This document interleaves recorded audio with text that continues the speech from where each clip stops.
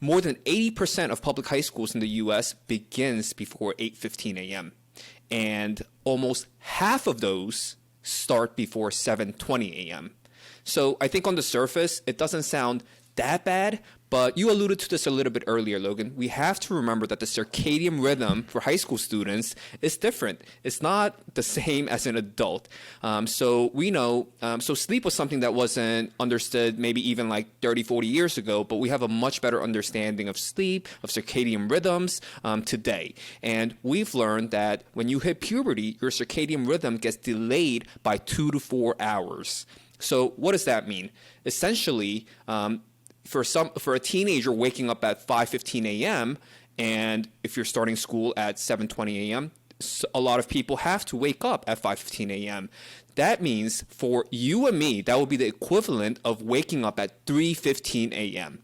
Now, tell me how ridiculous that sounds, Logan. Imagine I told you you have to wake up at 3:15 for work every single day, and I expect you to show up to work on time. I expect you to conduct yourself in a professional manner. I expect you to learn everything that I tell you, and you have to be on your best behavior.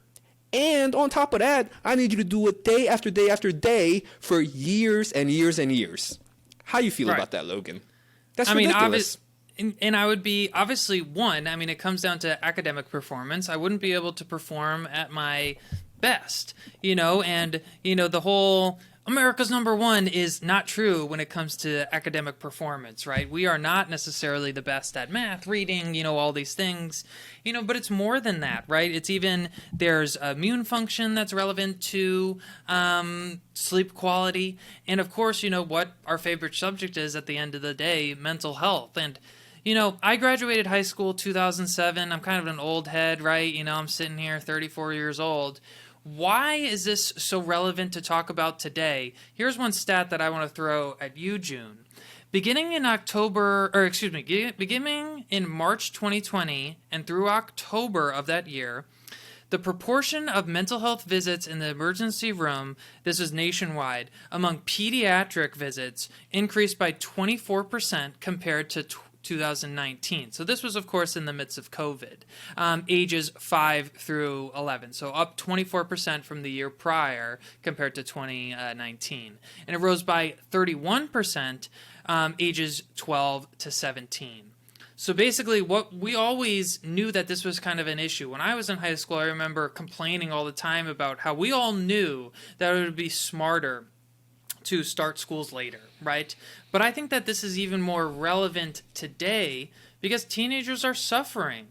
Teenagers are more depressed than they used to. There's more suicide attempts than they used to. It is a tough world. COVID, of course, led to the most fatalities with elderly population, people of immunocompromised, but I would argue that it had the most mental health damages on our youth. Right, and that's one of the main reasons why there's such a push for delayed school times, right? And, it's weird because even a century ago, did you know that schools in the U.S. started at about 9 a.m.? And as a result, 95% of students woke up without an alarm clock.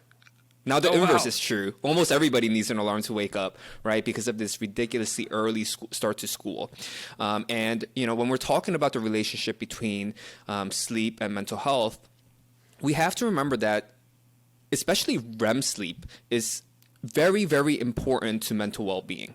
And let me explain, Logan. So, I mentioned earlier that even a few decades ago, sleep was not very well understood.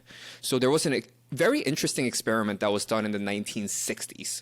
So a group of researchers, they got together a bunch of young people, right, young adults, and they deprived them of REM sleep. So they would have them in a lab, they would monitor their sleep patterns, and whenever they fell into REM sleep, they would barge into the room, wake them up, and they would make them do math problems for 5 to 10 minutes, right? Imagine, how pleasant does that sound? It sounds like one of our calls.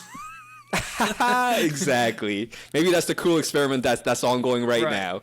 But anyway, they would barge in. They would make them do math problems for 5 to 10 minutes, thus effectively preventing them from returning to this dream state. And they did this hour after hour, day after day. And this experiment was supposed to go on for 7 days. But the interesting thing that happened was that by day 3, the participants, they actually began to exhibit signs of psychosis. They began to hallucinate, they became anxious, and they became moody. Some of them even became paranoid. They started believing that the researchers were secret government agents that were trying to poison them. And you have to remember, when we talk about these early starts to high school, the age demographics of our students, late teenage years, this is the age range where patients are most susceptible to developing anxiety, depression, and even serious mental illness such as schizophrenia and bipolar disorder. So we're taking a group of people at an especially vulnerable time in their lives and subjecting them to this process that we know can have detrimental effects to their mental health outcome.